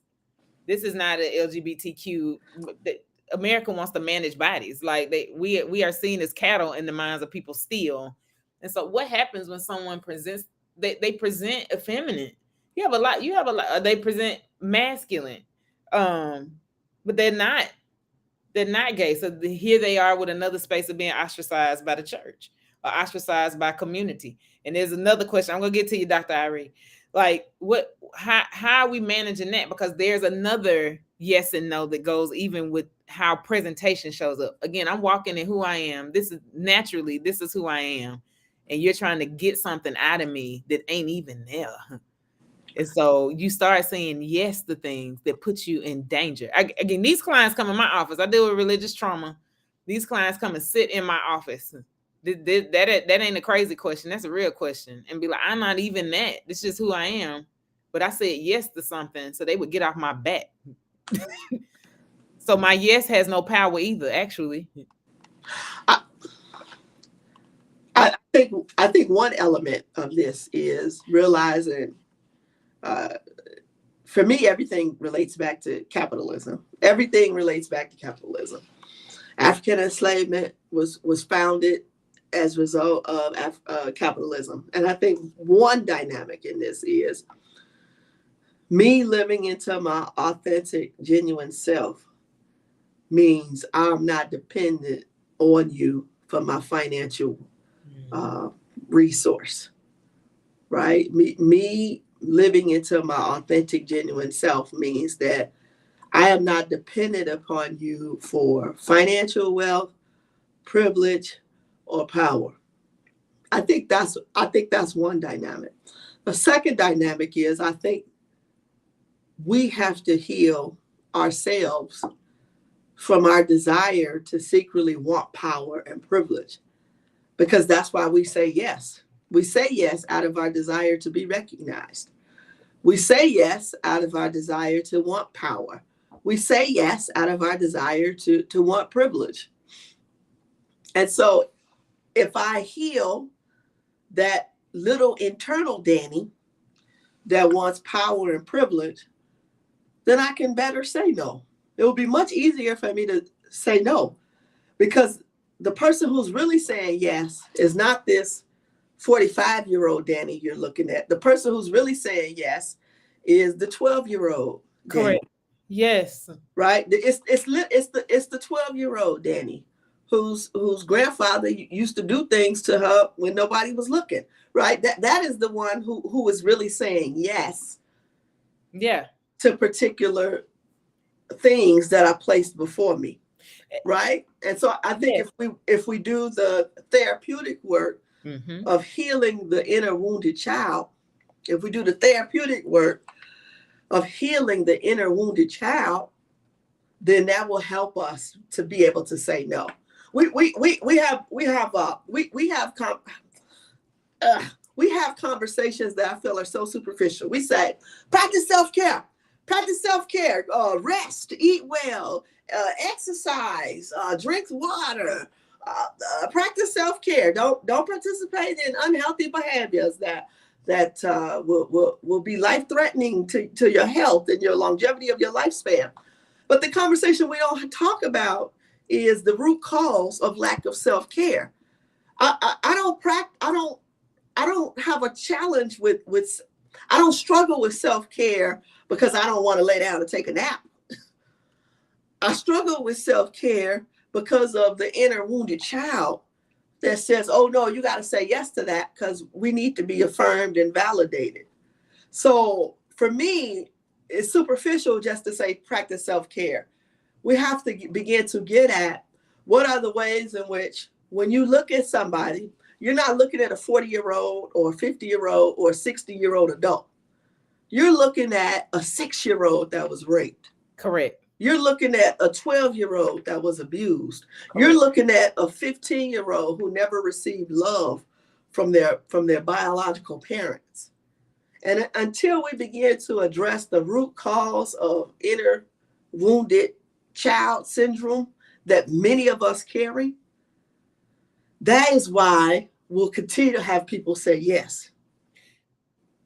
So y'all know that's the work I do in my office. Is I work with this inner child, this wound, this exile is the model that I use. Because you also have defense mechanisms that you done built, which I think plays into Dr. Irie's question. She wanted to hear from the panel. And I would love to hear from the panel what is required for women to say no to oppression and other forms of disrespect. What is required internally and externally. That's why that wounded child is internal from our communities. It is easy to tell a sister to say no, but the context must be considered. I really want people to hear how that context is, because again, if that 6-year-old is speaking, what environment have you brought yourself back into that's in mismatch? What I mean by that, what environment have you brought yourself back into that's kicking up a memory that has you trapped in the memory and you respond like you in the actual place? Again, regulation of your emotions is not you telling yourself you look good every morning. It's literally tapping into your brain, your gray matter, and working through it. Because if you do not, that inner child is going to take care of the way an inner child know how to take care. And my little 6-year-old is just going to say yes so that you don't hit me anymore. Yes. And you still going to hit me. Then you don't know how you wrecked my life with that. And you still didn't show up, God. I said, yes, I do whatever you, just please don't hit me no more. And you keep hitting me. So like, what does that look like when you start to do the work? Because, I want the rest of the panel to work with this too. What Dr. Irie said, I got to consider the context of how the sister's coming to me. That when I think about anybody who works in sex industry, when I think about individuals who are trafficked and they get caught back up, I gotta think about what your brain is not saying is safe. Mm-hmm. Right. So when you go to conferences and you pick on womanist scholars who didn't say hi to you or didn't take a selfie with you. Maybe it's because that womanist scholar triggered your mother issues. maybe that womanist scholar triggered your mother issues, your internal wounded little boy or your internal wounded little girl, and that's not on the womanist scholar. That's on you to go to therapy, to go to therapy and to heal that. Right? That's how that shows up. Can we also talk about the privilege of expectation? Ooh. There is something in you that expected to be honored in a space where you're probably not even known. What is that? That is privilege. That is the expectation of, woman, hear me roar, and I need you to bow at my presence. Like, that's the energy that it gives. Where does that privilege come from? Why is there an expectation of that, right? From Black women still in a space where we're attempting to nurture. We're attempting to nurture the best that we know how with a little bit of energy we got. Wow, somebody else said we looking at all the folks, at our friends that we ain't seen in a couple of years now, since COVID. And I got demonized because I really didn't see you because now here is my truth. If I am in a space, my introvert is on a thou wow. Right? Is on a thou wow, especially if I'm ready to go and I done heard too much talking for too long. It's been too many people. I gotta go. It's nothing against nobody. But in my peripheral view, if it's off and all I see is the exit in front of me, and that's all you can call. Listen, I was raised in a house with 6 other kids, 7 brothers. Baby, I don't hear you because I've learned how to turn off noises outside of what I'm thinking in this moment, which is I'm headed for the exit or I'm headed for my hotel room. There's a privilege that comes with expectation, and you better do it. And if you don't do it, I am going to attempt to cancel you to get what I want. It's like a crying baby, right? It's like a crying baby. Most people are gonna run to that baby and do what it needs to soothe, right? But I operate differently. I'm gonna let the baby holler for a while, right? Because I know you spoiled. And you getting a certain thing, right? And so, again, there's a privilege that comes with expectation. It doesn't matter the gender of the person who's expecting it, right? Come in here, sit down, learn, let us know who you are, what you teach, what you think, what you saying, right? Before you expect me to honor, like I honor your humanity. I appreciate you for being here. And at the end of the day, come on, baby, sit down next to Auntie. You don't know all the work I done did. But I also think I so appreciate that point, because during African enslavement, African and Black women were sexually abused, psychologically abused, physically and emotionally abused, and then white racist slave masters would still say, "But here's our baby for you to let nurse from your nipple." Right. And so they had to wrestle with a paradigm of, you abuse me, you assault me, and yet you still want to suck from my tit nipple. Exactly. What are the ways in which you want to abuse me, you want to assault me, but yet you still want to suck from my nipple? You still want me to care for you, even while yet you are abusing me and assaulting me. That's the dynamic of that many Black women have to contend with. The ways in which we are expected to still be nurturers, to let you nurse from us. That's exactly what I was about to say. You are continuing to keep your foot on our necks. That's not right. And the way you said it, because don't give me accolade in the abusive statements. Don't come for that, because that's some wounding going on. That offer yourself some healing around that, because this person is moving in a space where they're now in care. Like, Elise said it perfectly. Like I tune you out because I got to take care of myself. So the offering from the slave masters, I'm going to abuse you, I'm going to mishandle you, and I'm going to give you the privilege of continuing to give. There's no way in that example that I'm giving back and nourishing myself. And so I don't owe you anything. I don't owe you anything. But to say that out loud goes back to Dr. Iree's statement. What's the context where other Black women, other women of color, other people of color can actually say, I don't owe you anything. I don't have to step up to that, and let's move forward. Yeah, because you don't post on Facebook all the Black male theologians who walk right past you. Their names don't make it to your Facebook post. Those instances and examples don't go viral on Facebook. And also another piece of this is you also don't post about all the sisters who did take pictures with you, all the womanist theologians who did celebrate you, who did come up and give you a hug, who did treat you to dinner during that conference, right? If you could tell the story, you'd have to tell the whole story, right? That's another piece of this conversation. We got to come back into the part because you started. What are the ways in which when we tell the story, we don't tell the whole story? No, but you starting something now, because guess what? I don't know if people know how to do that. Like now that has got me caught up. Tell the whole story, because no, they know how to. Let me tell you something. I don't know if we know how to do that. Folks know how to fix it. I'm gonna tell you. Folks know how to fix it. It takes a crucifying of your pride to come back and say, listen, I was wrong. It wasn't that way. This is what it actually was. Or look, these are all the things that happen after it takes a crucifying of your pride.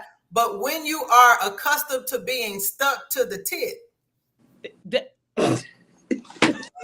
After hours, everybody, y'all staying out here. Well, because you stuck to that.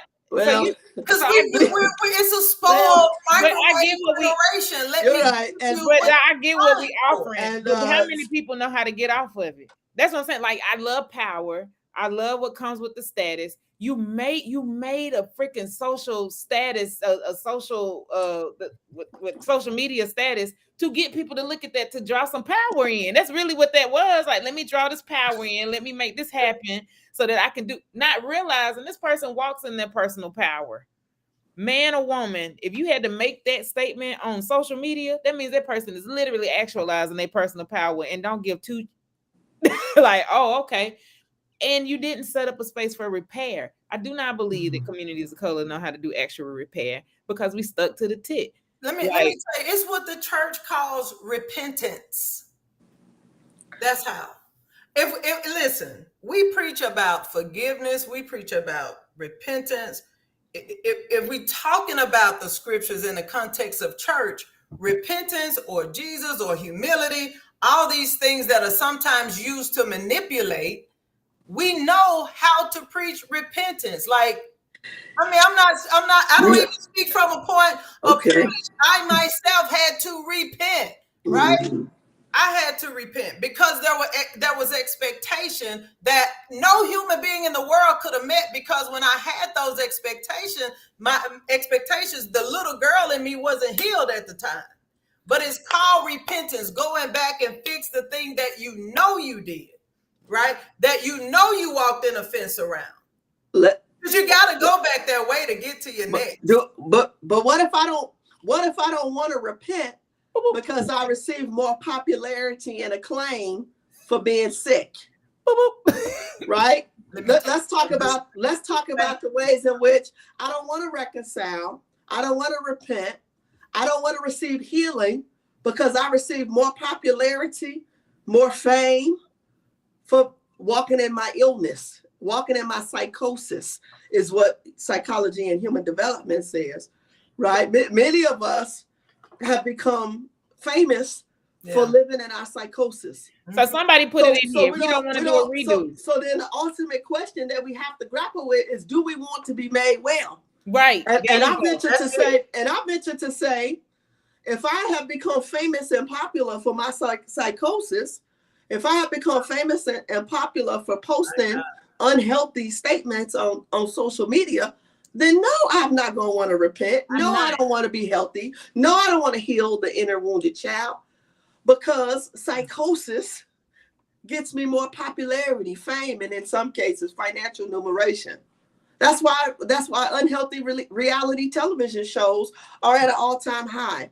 Yes. Showcasing us as Jezebels, mammies, matriarchs, and sapphires. And can I add this? Because somebody put some people don't want to be made well. Some people, because that be made well is going to cause you to have to do clinically what we would say is a redo. Like, I'm going to have to go and see this stuff. And then I'm going to have to say, hey, I don't want to be in this space anymore. But some of us like to live in our ego. We love that sub. We love those alternate ego spaces. We love our sub personality. We love to shine. We love to make people do, because that way I don't ever have to address my pain and heal anything. Yeah. I don't have to do that because I'm proud of it. So I will continue to do. Somebody mentioned Kim Burrell. This is literally in general. The simple fact that this happens across the church, across the Black church, so much that we can bring it up that y'all can throw out names. Let me tell you something. That's how much it happens. Yeah. That's how bad it is. Yeah. So what does that look like? I totally agree. Do we want to be made well? Well, I don't want to lose this piece of unwellness because that's what made me famous. So now I don't know if I want to be made well, because because what you asking me to do is pick up my bed and walk. So you ask, because the bed is funky, the bed nasty. So you asking me to take that too, because it's my shit. Like, oh, I don't know. I still think I want to roll over into the water. I think I'm just gonna lay here and be all right, because you asking me to do something to carry my own mess and to tend to it. I don't know if that's an offer that's given by the church. Pick up your bed and walk. Pick up your own stuff and tend to it. That's a hard question that you ask. Do you really want to be made whole? Jesus asked it too, and the person had to think about it. He kept giving excuses. Because for 38 years, he was known in all the community. Yeah. For being the invalid who just sat by the pool. Everybody knew him. He was popular. He received everybody's sympathy. People looked at him for 38 years and said, oh. Yeah. So he wouldn't receive the sympathy or the popularity vote or the adoration of the community if he now has to take up his mat and walk. Because healing does not pay out financially or in terms of popularity. And it don't look good. We shutting down the live. We finna shut it down. Y'all not finna take these people out. People right. And it don't look good. It don't feel good. It don't look good. Let me tell you something. I went to a relative's house of mine, and the scent, when I walked in, I'm in my 20s. When I walked in, the scent almost made me regurgitate. And I couldn't understand it for the life of me. And I had forgotten until I prayed and asked God, show me what that is. Because this was of a relative that I love. And then I remembered, because God brought it back to my remembrance, or to allow that thing to surface from my subconscious to my conscience, to remind me that you're sick from that smell, because that's the place where you were molested as a kid. Wow. Now, it's a lot that I could have done with that. I could have got bitter. I could have got mad. I could have got angry. I could have ignored. I could have done all these things. I could have blamed a whole lot of people, right? Not demonizing those who go through that path to get to their healing. But I had to sit in it. And then I had to come to grips with, like, that action that did happen. Did happen. And then when it happened, to have a relative that realized what happened and say, don't tell nobody. So that thing that had taken root started growing in the dark. And I'm doing all these things. I got all these behaviors that are mimicking the trauma that I experienced on the bathroom floor in the house that made me sick in my 20s. That happened probably when I was about 6. So either you can be healed, right? So let me tell you this other thing. I knew that I was same gender loving even before that. I was in the kindergarten, right, when I realized that I was same gender loving. That I was 5 in the kindergarten. This happened when I was 6. So even that thing coming to surface in my 20s and me going, what the hell? What? And let's bring it to current context of culture, where this same relative sent me a friend request on Facebook. You don't do you remember, or you don't remember what you did, or did you think I forgot? In order to be better, in order to walk, in order to be healed, you got to stop and deal with what you know. Now, I love what Iyanla said. Iyanla said you're only going to get out of people as much as they know, right? As much as they know in that current time, in that moment, they can only do what they know. But when they come into the knowledge of, I'm telling you, I had some days that I look back and I'm embarrassed by my own Facebook stuff that I posted, because it was in those moments of trauma that I didn't know was trauma. But when you want to be healed, or when you know, let me not say want, because I didn't even know that healing had to take place until I got sick at the repast from smelling the scent of this relative house, and it wasn't even a bad smell. But when you realize, when the aunties are on here telling you that it's time to be healed, that's your sign. That's your sign. Wow. Y'all done came with wisdom tonight. I've come to grips with the fact that I'm an auntie now. Listen, auntie. Somebody called me that. I said, I ain't an auntie. I'm young. But then I was like, I'm 43. It's not. No, I had to deal with that. And I'm with y'all had come and y'all done gave them the whole hour that I said they could have. And then y'all done gave them a whole extra hour. Listen. I want, you know what I want? These are scholars that y'all heard from tonight. I want y'all to support them. If they want to put, I don't know how to put that up, but y'all follow them and support them. Pour into their ministries, pour into their work. I want both of them to say it, because I don't think we need to add anything else with it. Do you really want to be healed? Tonight was so much offered. Tonight was so much given.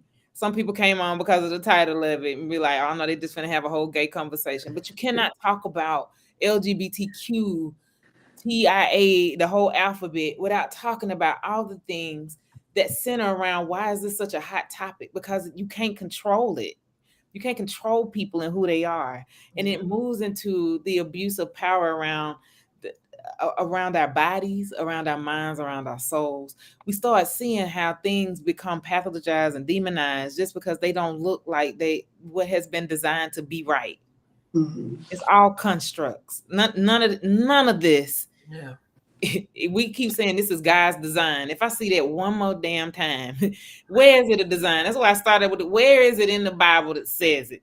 Yeah. Guys, I'm gonna give you the Bible tonight, because I think that was constructed too. If you go study, like construction, and it was constructed, it was built, and if it was built by somebody, the institution will come back and redefine it to make sure that the institution is always right. The institution will never be wrong. Why? I'm just gonna go and move this over here, and then I can come back and tell you, now you wrong, because we moved it. We moved the expectation, we moved the goal, we move it, and y'all. Tonight, your aunties came on here. Some people, do you want to be made whole? And if you don't, just keep living in those pieces of you that make you shine, and go home and hurt every night. That's the best way I can say it, and deal with it. Because the real question behind it, Jesus said, well, pick up your mat and walk. Pick up your stuff and deal with it. Am I saying it's your fault that the trauma happened to you? Never. What I am saying is now it's yours on how you gonna deal with it and how you gonna manage it. Do you have an alchemy of understanding your yes and your no? Do you realize what your power is? Or is your power really in your title and in your status? And if that's the case, then you don't want to be healed. You want to maintain your title and status. And guess what you have to do? You have to keep saying yes to things that are detrimental to your soul. Yeah. That right there, that's harmful to everybody, though, because we lose you. The community loses you. We have no clue. These people that's been on here tonight, I know who they are. Like they people, they humans. Like they got their titles up or whatever they. But at the end of the day, They are themselves. Like, and that's who you're gonna get 100% of the time. It's them. But some of us, we ain't learned how to not. That we got it, and we want to stay in the clique. We want to stay in the movement. We get mad when the clique don't acknowledge us, and the people don't even know they in a clique. Like that part is hilarious. Yeah, I ain't know. Like, shoot, I was eating my food. So, like, what are you talking about? It's not because we have created this space that inside of a space that was never designed. Mm-hmm. So I thank y'all for celebrating my birthday with me. I want y'all Happy to birthday. thank y'all. Why don't you announce your cash app? What's your cash app? Tell people your cash app right now. Tell them your cash app. So my cash app, what is it now? I think it's just cash app, the $ and Margaret Conley. I'm looking at it though, so I can make sure they do this to me when we in other places too. And I done told them to sit here and to support them, and I mean that because. What's your cash app? I'm putting it up. I gotta find it. Oh no, hold on. I think I could put it in the chat. I need to change the year. That's my cash app. But what I am saying, so please support the Hold on, pause. Is that going to you or your organization? It's going to me. I promise it's going to me. All right. It's going. I make sure because black women are sending right to their organization and steal. It really is going to me. Today is going to me, and I put that it's to me. Yeah, please support their organizations. Though I'm not even trying to blow me off. I just know when people are part of your healing process, you pay honor to them. And when people walk with you, I bring stuff on this platform because I want y'all to have access to some of the healing I done had, but now that costs though. Did you give the cash app? I did. I put it up there. So people are asking for it on Facebook. Okay. So post it back. I posted another way. But y'all really please put it in the Facebook. Put it in the Facebook. I'm gonna put it there, and I'm gonna put it. All right. Yeah, y'all got me adding up because y'all know people who know me. They know I run it up. Yeah. All right. Hey, I'm from Memphis. We got 666 and everybody else. Hey, there it is. So it's up there. Okay, so on Facebook. Yeah, it's visible now. It's visible. It's very visible. But I really want y'all look how they move me away. I really want they need to know what y'all do though. Like, can they support? Did you put your cash up on? I did. I promise I did. It's all there. Okay. Yeah, Dr. Danny, my big sister, she fussed at me on the continuum. Like she gets to do that because she also in the backdrop and in the front. She will lift you up, and it ain't no front. I DM'd Elisa about something being me, and then we ended up being friends. But we'll lift you up in the front and tell you in the back, hey, that don't make no sense. Or in the back, hey, I see you. That's real because they ain't worried about losing nothing. Can I be? We so excited today. They ain't worried about nobody taking over nobody though. Like we so excited today is your birthday. I'm just so excited. I want everybody to get a gift of my friends. Yeah, we so excited, and it's been real. And speaking of titties now, it's time for me to tap off. I need you to tap out and tap off if you have other things that you need to be doing. I love all of y'all. If I can't meet up with you tonight, I'm going to meet up with you Monday. Because Dr. Bahira, I want you to go celebrate you. I'm calling my sister out. She doing her big thing. I know I don't know too many double doctors, but I know one. So I'm so excited about this being my sister's birthday today. Double doctor? I'm so excited about this being the birthday of the Reverend Dr. Margaret Conley. I'm so excited to share space with the Reverend Dr. Elise Salisbury. Like I have learned so much. I have learned so much. Bless you, my friend. And do you know the focus that it takes to do a double doctorate? Look at you trying to skip out. This is what black women do to each other. I mean, we're gonna party for the birthday girl. One time for the birthday girl. We finna do that for the year. And yeah, that's amazing. Congratulations. Thank you. A hero. Every time I see your name, that's how I call it. Did you talk to the people? Hey, family, while we're still on the line as we get ready to wrap up, Google this statement. Your Boaz just might be named Brenda. Google that statement and a sermon will pop up that will bless you. Google that statement. Your Boaz just might be named Brenda. And an amazing sermon will pop up on YouTube. You got to check that out. It will bless you. It will bless you. Yeah. Yes. Yeah. I'm done. God bless y'all. Thank y'all. See you all later. Before y'all, we got 16 people left, and they can rewatch the replay. Please say something about Sankofa, about Sister Reach, about whatever y'all want to say, because y'all done wrecked the people tonight. I really love the ministry of Sister Reach. It is an amazing organization. Something that I love, something about Sister Reach that I really love that's often not talked about is the ways in which Sister Reach really addresses the intersectionality of oppression. Most people think Sister Reach is just about addressing genderism, gender identity issues, and sexual orientation, but it's not. Sister Reach really examines unemployment, poverty, homelessness, lack of affordable health care. And so you have to check out this amazing organization, Sister Reach. We're gonna drop the website in the chat. The website. Where we at? We're gonna drop the website in the chat. Check this organization out. It is amazing. If you know someone who needs therapeutic and sociological services, please reach out to Sister Reach for a referral around therapeutic and sociological services. It's amazing.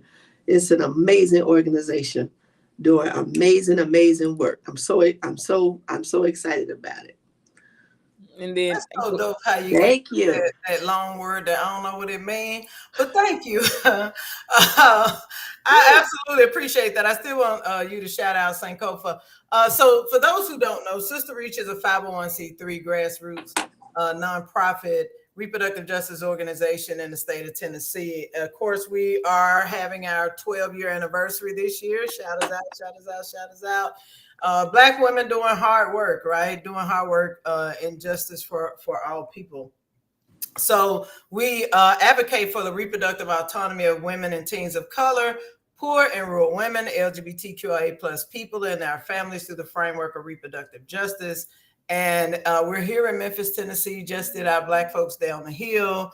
And if you'd like to see more of our work, please visit our website, www.sisterreach-tennessee.org. And I'm going to stop there because I absolutely want to honor Sankofa on this call. Please share your work. Doctor. I'm going to have to start calling you Dr. Hero. No. How you did. Sankofa is the very first of its kind. Let me go ahead. I just like embracing privilege and power. So I just want people to call me daddy. That's it. You ain't got to say that. I don't want to be made well. I'm happy in my psychosis. Okay, so